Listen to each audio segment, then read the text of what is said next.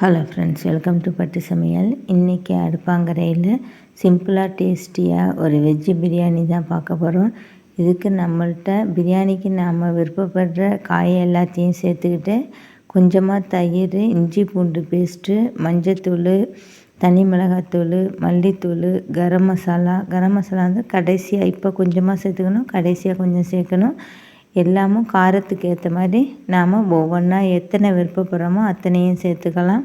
அதோட அடுப்பில் நாம் கொஞ்சம் வெங்காயம் வறுத்து வச்சுருக்குறோம். அந்த சுட்ட எண்ணெயும் 2 ஸ்பூன் சேர்த்து நல்லா இது எல்லாத்தையும் மிக்ஸ் பண்ணி விட்டுணும். தேவையான அளவு உப்பும் நான் இங்கேயே சேர்த்துக்கிறேன்.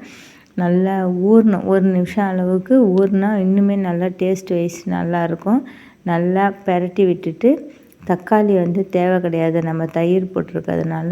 அதனால் சும்மா ஒரு வாசனைக்காக சின்ன பீஸு தக்காளி அதையும் சேர்த்து இது எல்லாத்தையும் நல்லா கிளறி விட்டுடலாம். இது ஒரு 1லேருந்து 2 நிமிஷம் நம்ம மற்ற பொருள்கள் ரெடி பண்ணுற வரையும் இருக்கட்டும். அடுப்பில் வெண்ணெயோ நெய்யோ சேர்த்து நாம் ஏற்கனவே வதக்கி வச்சுருக்கிற அந்த எல்லா பொருள்களையும் இதில் சேர்த்து நல்லா பெரட்டி வரணும். வாசனைக்கு பட்டை, கிராம்பு, ஏலக்காய், மராத்தி முக்கு அது மாதிரி என்னென்ன விருப்பப்படுறோமோ அதெல்லாம் சேர்த்துக்கலாம். நான் ரொம்ப வாசனை தேவையில்லைங்கிறதுனால 2-3 சாமான் மட்டும் சேர்க்குறேன். காய் ஒரு 2 நிமிஷம் நல்லா வதங்கி வேகணும். அதுக்கப்புறம் தான் நம்ம தண்ணியை சேர்க்கணும். 1க்கு 1.5 அந்த அளவுக்கு தண்ணியை சேர்க்க போகிறோம். 1/2 டம்ளர் தேங்காய் பால் சேர்த்துக்கிறேன் டேஸ்ட்டுக்காக. 1 டம்ளர் நல்லா கொதிக்கிற வெந்நீர். அப்போ நாம் 1 விசில் தான் வைக்க போகிறோம்.